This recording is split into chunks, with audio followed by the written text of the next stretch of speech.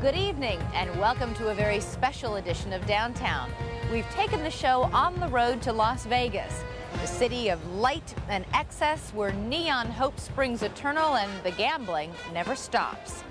But in many ways, this is a city that really should never have even existed. That's right, Elizabeth. Vegas was carved out of barren desert, the crazy dream of a couple of visionary gamblers and gangsters, all on the theory that if you build it, they will come. And so they did. Today, about 40 million tourists a year come here to Las Vegas, leaving behind about $20 billion. Looking out at this vast oasis of gambling, it's hard to believe it wasn't always here. But like America, Las Vegas is constantly reinventing itself. And in our first story, we discover Vegas is changing yet again. Some would say, back to what it always was. Tonight's the night, and the feeling's right. This could be what we've waited for. Vegas. Just the name of the place conjures up images of decadence, excess, and extravagance. The city was built for adult pleasure, drinking, gambling, and sex. All of this electric glamour was designed with one thing in mind: to keep visitors and, most importantly, their dollars pouring in. But then about a decade ago, the city faced an identity crisis. Vegas was not so unique anymore.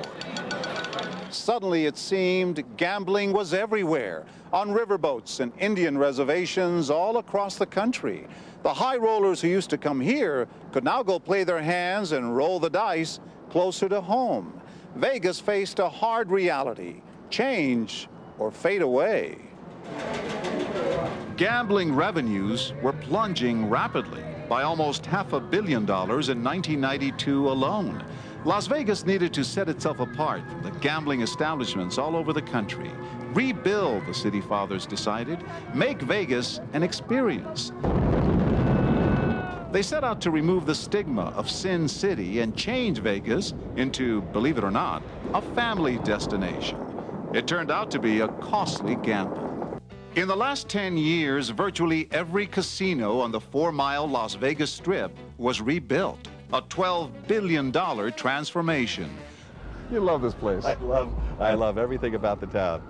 In a town created by gangsters, it seems fitting somehow that the mayor was once an attorney for the mob, Oscar Goodman. We're constantly reinventing, redefining, imploding, always to get a little better than we were before, like New York, New York. They got everything that New York has all in one building. It's the best. At the $500 million Paris, you could take your kids to see the Eiffel Tower. At the $1.6 billion Venetian, your kids could ride the gondola on the world's longest indoor canal. The most ambitious effort was made at the MGM Grand Hotel. Vice President for Public Affairs Alan Feldman oversees 6 major casinos on the Strip. The original management team at the MGM Grand did seek to try and capture families. They took some of the acreage that was in the back of the hotel and created a theme park.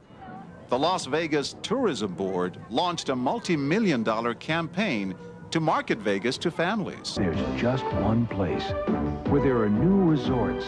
Professional blackjack player and Vegas newsletter publisher Anthony Curtis keeps track of the ever-changing schemes the casinos use to get gamblers back to Sin City. This whole advertising campaign for Vegas was to remove that barrier, so the husband would go, it's okay. They've got pools, they've got shopping, they've got food, they've got something to do with Junior.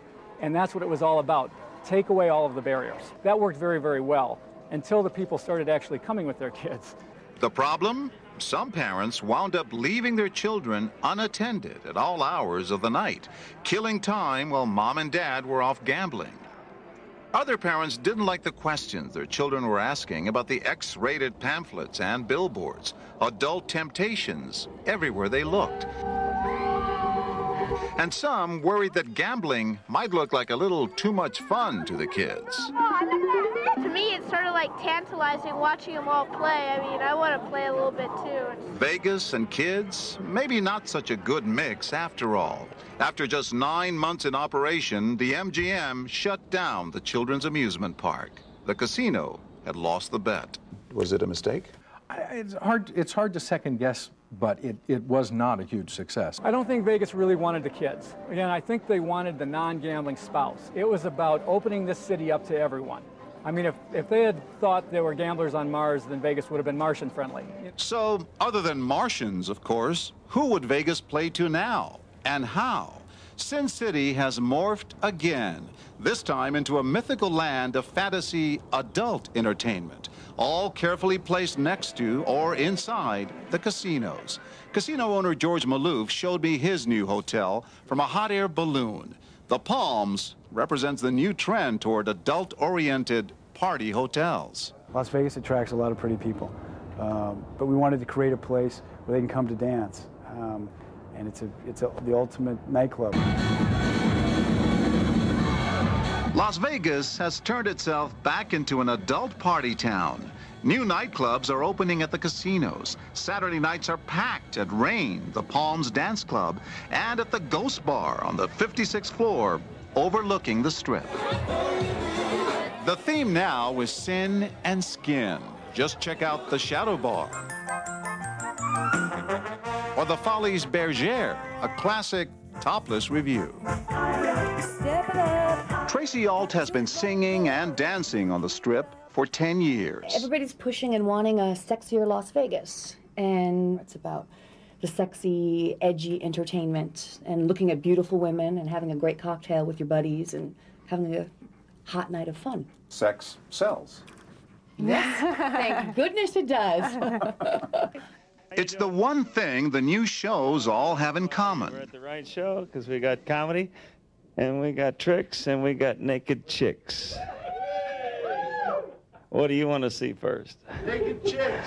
Sin City has returned to what it does best. The number of sex clubs tripled in the last 5 years. On a busy Saturday night, more than 1,000 strippers are performing along this strip, where they can earn up to $200,000 a year. Most of the big hotels are opening nearly naked revues with names like Skin Tight and Crazy Girls. But the new production with the most nudity is La Femme at the MGM Grand, the same hotel once so committed to attracting families. Las Vegas's new persona is paying off in a big way. In less than a decade, the number of visitors here has more than doubled to 37 million. And the new, more erotic City of Sin is raking in $9.5 billion a year. For the first time ever, entertainment revenues are matching gambling profits. We want it to be an adult playland. We want people to feel free. We want them to think that this is the place that they can come to and not have any inhibitions. After all, without those inhibitions, it's much easier for the millions of visitors here to succumb to the lure of Sin City. The lights, the shows, everything in Vegas is a brilliant, teasing, giant trap set to catch gamblers and make them believe that on the next roll of the dice, the next spin of the wheel, luck will come their way.